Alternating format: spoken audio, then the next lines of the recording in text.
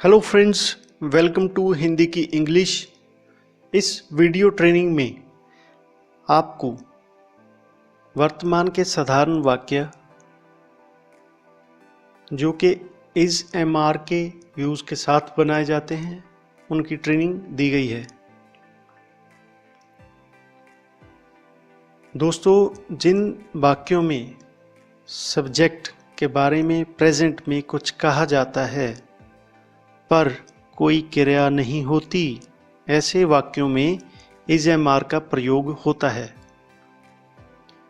देखिए दोस्तों, साधारण वर्तमान के वाक्यों में अभी तक हमने जो वीडियो ट्रेनिंग्स अटेंड की उनमें कोई ना कोई क्रिया थी। अब हम बात कर रहे हैं उन वाक्यों की जिनमें सब्जेक्ट के बारे में कुछ बताया जा रहा है, सब्जेक्ट की अच्छाइयाँ बुराइयाँ या उसके बारे में कुछ भी बताया जा रहा है पर कोई क्रिया नहीं है। ऐसे वाक्यों में हम इज एम आर का यूज़ करते हैं। इन वाक्यों की सेंटेंस स्ट्रक्चर क्या है यह देखते हैं। Subject plus is am are, इन तीनों में से कोई एक प्लस बाकी का जो भी सेंटेंस में जो भी कॉम्प्लीमेंट दिया गया है वह। अब हमें यह भी देखना होगा कि इज एम आर कहाँ कहाँ यूज़ होता है, यानी कि इज एम आर में से कौन सा कहाँ पर यूज़ करना है। अगर वाक्य में सब्जेक्ट प्लूरल हो, एक से ज़्यादा हो, तो आर का प्रयोग होगा।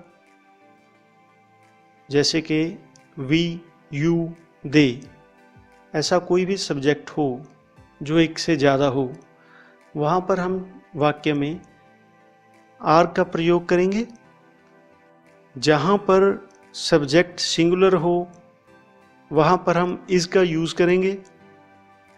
जैसे कि ही, शी, इट, कोई भी ऐसा सब्जेक्ट जो सिंगुलर है, अकेला है, वहाँ पर हम इज का यूज़ करेंगे।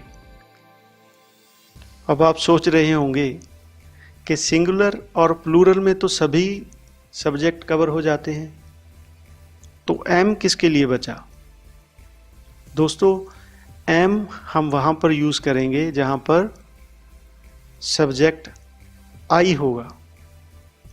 सिर्फ आई सब्जेक्ट यहाँ पर है, वहाँ पर हम एम यूज़ करेंगे।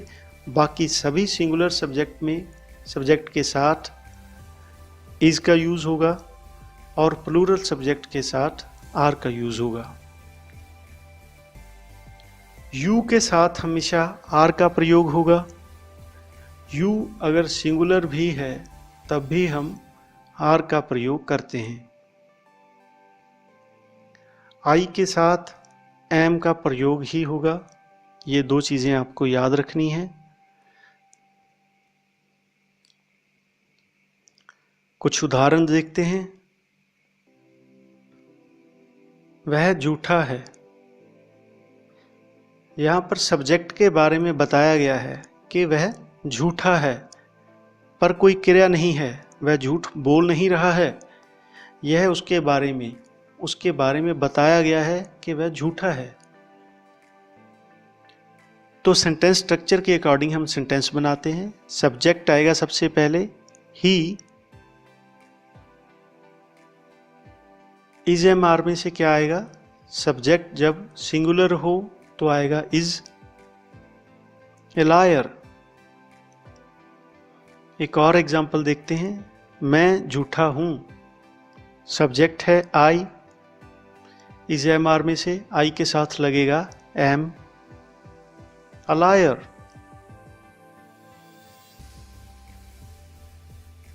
वे झूठे हैं। सब्जेक्ट है दे। इज एम आर में से अगर सब्जेक्ट प्लूरल है तो लगेगा आर। झूठे हैं, लायर्स। तुम झूठे हो। सब्जेक्ट है यू।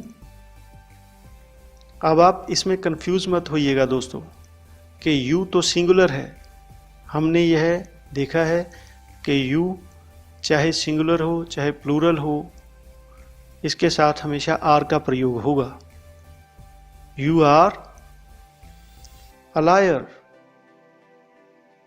जी दोस्तों, अब आप यह जान चुके हैं कि साधारण वाक्य इज एम आर का यूज करके कैसे बनाए जाते हैं। आप इन वाक्यों की प्रैक्टिस कीजिएगा। फिर मिलेंगे नेक्स्ट ट्रेनिंग सेशन में। तब तक के लिए हैप्पी लर्निंग विद हिंदी की इंग्लिश। Thank you.